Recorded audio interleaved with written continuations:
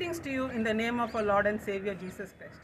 ராஜா வந்து ஒரு கட்டளை கொடுத்தார். என்னன்னா, பாய் பேபி பிறந்தா உடனே அடிச்சு கொண்டுடணும், கேர்ள் பேபி பிறந்தா மட்டும் விட்டுறணும்னு சொல்லி ராஜா கட்டளை கொடுக்கும்போது அதுக்கு 2 ஸ்திரீகள் வந்து சூஸ் பண்ணியிருந்தாங்க இந்த வேலையை பண்ணுறதுக்கு, சிப்போராவும் பூவாவும். ஆனால் அவங்க என்னன்னா, ராஜா என்ன கட்டளை கொடுத்தாலும் ஆண்டவர் வந்து அவங்க ராஜாவோட மேலே வச்சனால, ஆண்டவருக்கு மேலே இருக்க அந்த பயம் வந்து அவங்களுக்கு அதிகமாக இருந்தனால ராஜா கட்டளையை மீறி அவங்க என்ன பண்ணாங்கன்னா, ஆண்டவர் கட்டளை கீழ்ப்படினோன்னு முடிவெடுத்தாங்க. அதனால அவங்க எல்லாம் அந்த எபிரேயர் வீட்டுக்கு வந்து நன்மையை பண்ணாங்க. அவங்க யார்கிட்ட ஆண் குழந்தையும் அவங்க என்ன பண்ணல, கொல்லவில்லை.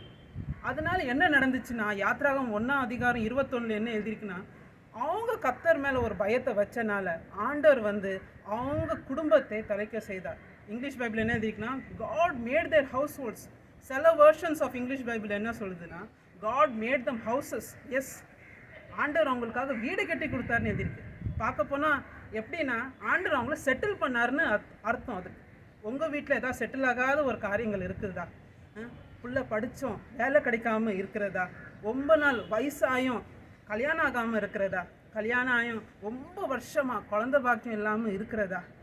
வீட்டில் தீராத வியாதி இருக்கிறதா? நோய் இருக்கிறதா? பிரச்சனைகள், போராட்டங்கள், சமாதானம் இல்லாத காரியங்கள் இருக்கிறதா? God is able to settle. மனுஷன் செட்டில் பண்ணாத காரியங்கள் ஆண்டரால் ஒரு நிமிஷத்தில் செட்டில் பண்ண முடியும். அதுக்கு பண்ண வேண்டிய 2 காரியம். நம்ம எந்த மனுஷன் என்ன நம்மளுக்கு தவறான ஆலோசனைகள் கொடுத்தா கூட நம்ம ஆண்டவர்கிட்ட ஆலோசனை தான் நம்ம மேலாக நம்ம வைக்க வேண்டும், நன்மையும் பண்ண வேண்டும். இந்த 2 ஸ்திரீகளை போல், அதே போல் இந்த 2 ஸ்திரீக்கு பண்ண நன்மைகள் ஆண்டவர் உங்களுக்கு இன்றைக்கி உங்கள் வாழ்க்கையில் பண்ணுவார். God will bless you and settle you.